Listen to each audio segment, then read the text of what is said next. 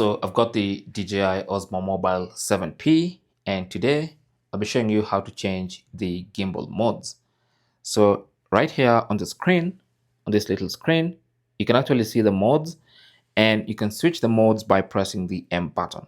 Okay, so you press the M button, you can see it changes the mode, and you can see what mode it changes to. Press it again, it goes to another mode.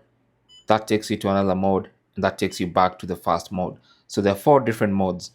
Now this first one is called the pan and tilt follow mode. So it's pan and tilt follow. And then the next one, which is that little ellipse, looks not ellipse, horizontally placed oval like that. That's called the pan follow mode. And then you press again, that's called the FPV mode. And then you press again, and that's the spin mode. Now let me show you what these modes do. So the first one is the pan and tilt mode. Now this basically means the gimbal will only follow pans and tilts. So when you pan like this, it follows. And when you tilt like this, it follows. So you can see it's following my tilts. When I tilt like this, it follows. But when I do other things like try to move like this, it doesn't. Okay, so you can see that's locked. It's only going to follow the pans and the tilts, and that's why it's called the pan and tilt follow mode.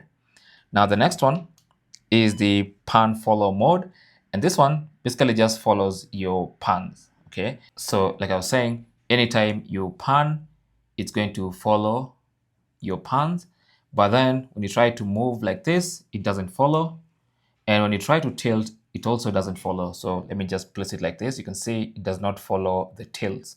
It only follows pans, and that's why it's called the pan follow move or mode.